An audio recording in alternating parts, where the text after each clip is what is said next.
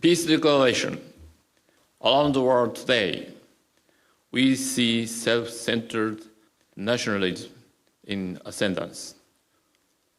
Tensions highlighted by international exclusivity and rivalry with nuclear disarmament at a standstill. What are we to make of these global phenomena? Having undergone 2 world wars, our elders pursued idea, a world beyond war. They undertook to construct a system of international cooperation. Should we not now recall and for human survival, strive for that ideal world? I ask this especially of you, the youth who have never known war but will lead the future. For this opportunity, I ask you to listen carefully to the Hibakusha of August 6, 1945. A woman who was 5 then has written this poem.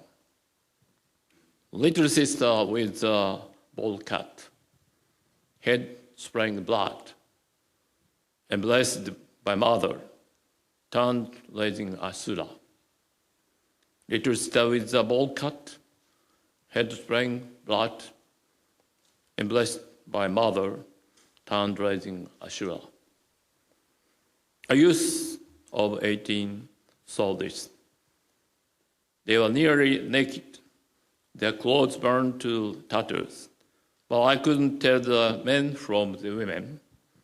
Hair gone, eyeballs popped out, lips and ears ripped off, skin hanging from faces, bodies covered in blood, and so many. Today, he insists, we must never ever allow this to happen to any future generation. We're enough. Appeals like these come from survivors who carry deep scars in body and soul. Are they reaching you? A single person is small and weak, but if each of us seek peace, I'm sure we can stop the forces pushing for war. This woman was 15 at the time. Can we allow her faith to end up an empty wish? Turning to the world, we do see that individuals have little power, but we also see many examples of the combined strengths of multitudes achieving their goal. Indian independence is one such example. Mahatma Gandhi, who contributed to that independence through personal pain and suffering, left us these words. Intolerance is itself a form of violence and an obstacle to the growth of a true democratic spirit. To confront our current circumstances and achieve a peaceful, sustainable world, we must transcend differences of status or opinion and strive together in a spirit of tolerance toward our ideal. To accomplish this, coming generations must never dismiss the atomic bombing and war as mere event of the past. It is vital that they internalize the progress the Hibakusha and others have made toward a peaceful world, then drive steadfastly toward world.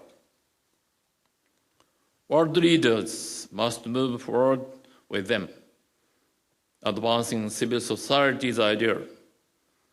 This is why I urge them to visit the atomic-bombed cities, listen to the Hibakusha, and towards the Peace Memorial Museum and the National Peace Memorial Hall to face what actually happened in the lives of the individual victims and their loved ones.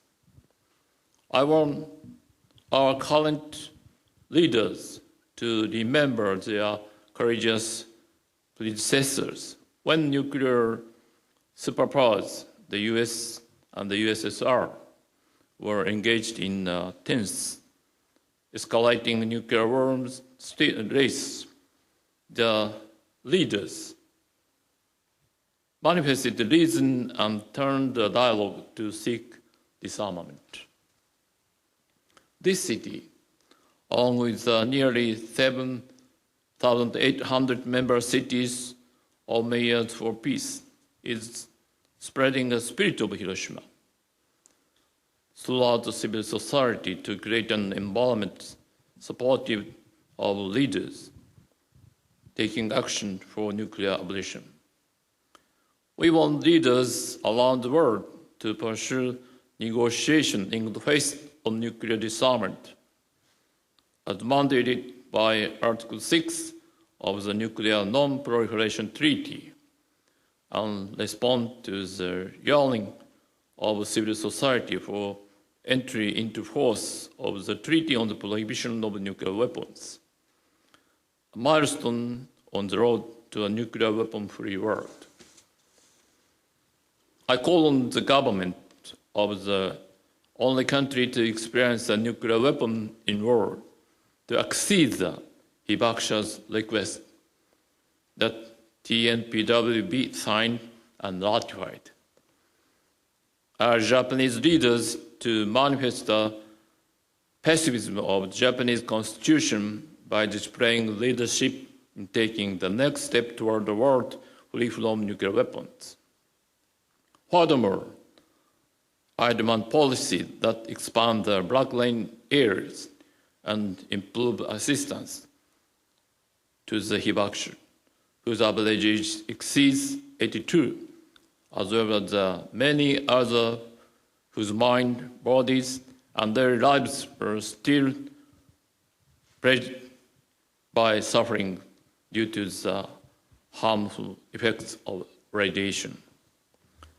Today, at this Peace Memorial ceremony commemorating 74 years since the atom bombing, we offer our heartfelt consolation to the soul of the atomic bomb victims, and in concert with the city of Nagasaki and kindred spirits around the world, we pledge to make every effort to achieve the total elimination of nuclear weapons, and beyond that, a world of genuine, lasting peace.